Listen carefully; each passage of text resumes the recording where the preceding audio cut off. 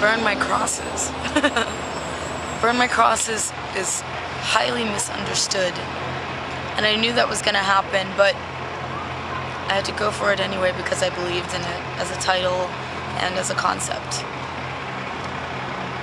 Burn My Crosses is not some crazy religious or racist or political statement. Alright? So get that out of your head. Okay?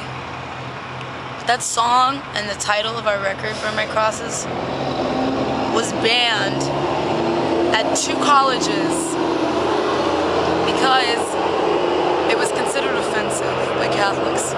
And I'll tell you what, I went to Catholic school, and by no means was I trying to grate their nerves or make a statement that was going to piss off the Catholics. Not that that's hard to do in the first place, but it's a metaphor. It's a metaphor. I wasn't saying burn your crosses, I said burn my crosses.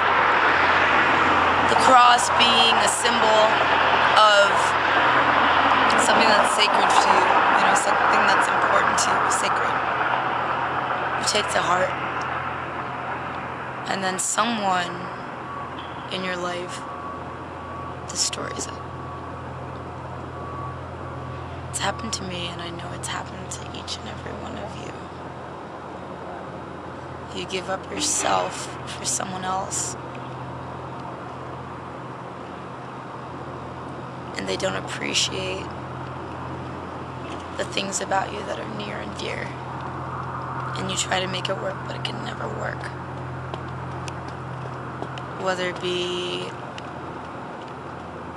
abusive relationships, verbally, mentally, or it's just someone that just doesn't get you as a whole, or in general. That's what Burn My Crosses is about.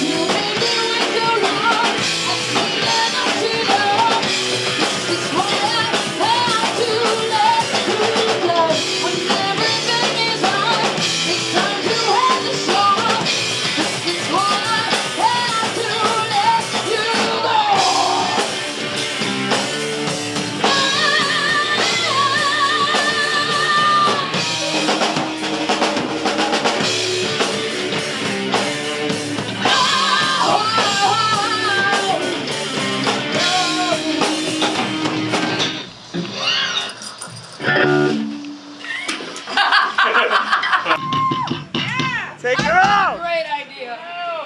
There you go. Oh, kid! Take her off. You don't mind, do you? This is my real height. I'm okay with it. I know. This next song is about traipsing around in high heels when you shouldn't be. So working with Militia is always an adventure because she is probably the one female artist that I've ever encountered who makes me feel really good and really bad about what I do. Working with her on Chick 6, working with her at Take Back New York, working with her at Bitch, and just being a fellow band around town, you know, fellow, I don't know, cohort part of the scene. She always delivers. I mean, she's vocally extremely talented.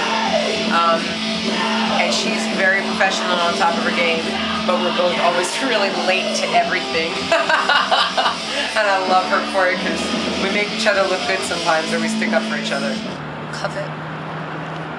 So, Covet.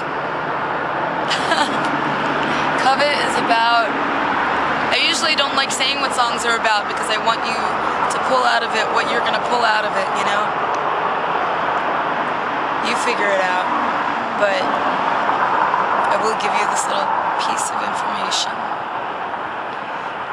My family, my parents, because I'm an only child, my parents moved down south, which as an interracial couple, I never imagined in a million years that they would move to South Carolina, but they did. And a trend that I noticed down there is that neighbors and people down there are very envious, covetous of what other people have. If you have a nice house, a nice car, picture perfect family, if you look happy, if you have happiness, they're very envious. So I was always so blown away by that concept because it's something that's kind of alien to me because I'm not envious or covetous of what other people have. It's just kind of like what they have and that's it, and such is life, right? C'est la vie. But people are so die-hard for what other people have to the point that they'll rob you, they'll steal from you, they'll kill you just to get it. There's a lot of embezzlement and a lot of scandal. Things that exist down there that are like on a whole other plateau of human existence. Yeah, some other shit down there. Yeah, and I was like really looking to get into the mind of someone who looks at someone else and sees them and craves what they have. So that's probably the only Swear in Your Life song that's told from like a character. It's a different person. It's not me, but it's through my words and my eyes and my sound, what they're thinking when they look at